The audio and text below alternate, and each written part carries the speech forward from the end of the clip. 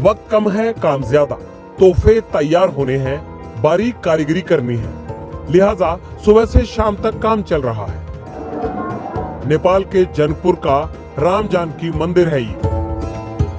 बाहर श्रद्धालुओं की भीड़ तो मंदिर के अंदर तरह तरह की नक्काशी से वो सामान तैयार किया जा रहा है जिसे मां सीता के ससुराल यानी रामनगरी अयोध्या भेजा जाना है। जब बेटी विदा होती है तो उनके साथ साथ जो है विभिन्न प्रकार की जो है सो उसका भार सज्जा के तौर पे भार जो है हजारों संख्या के सामग्री सब जो है सो अर्पण किया जाता है। भार स्वरूप जो है सो किशोरी जी के साथ जाता है।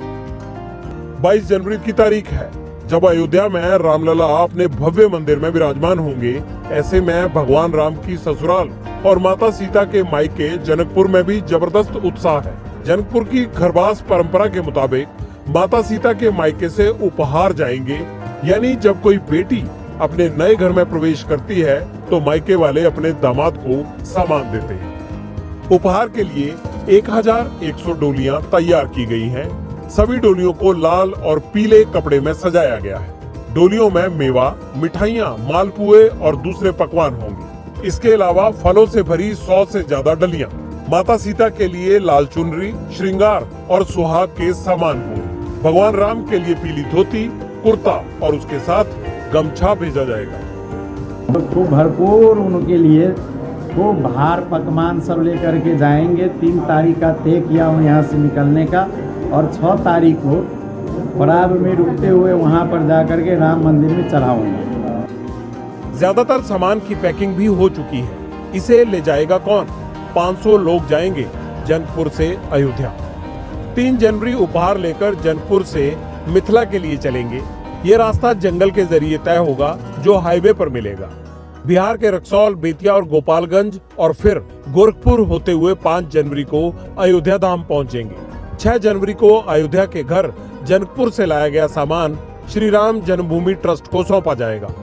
बताते हैं कि ये वही रास्ता है जिससे भगवान राम माता सीता के साथ जनकपुर से अयोध्या लौटे थे। ससुराल से तो स्वाभाविक है, सौगात लेकर के जाऊंगा क्योंकि हमारे जानकी सीता का ससुराल में घर नहीं था, बहुत दिनों से विवादास्पद था, लेकिन बहुत बड़ी अब महल बनी है। वैसे जनकपुर यानी सीता मैया का मायका है कहां पर, ये भी जानना जरूरी है। काठमांडू से जनकपुर की दूरी 250 किलोमीटर के करीब है, जबकि बिहार के दरभंगा से जनकपुर का फासला 40 किलोमीटर का है।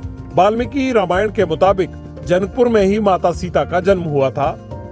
1816 से पहले जनकपुर भारत का हिस्सा था, लेकिन 1816 में सुगौली संधि के बाद अंग्रेजों ने जनकपुर को नेपाल को सौंप दिया।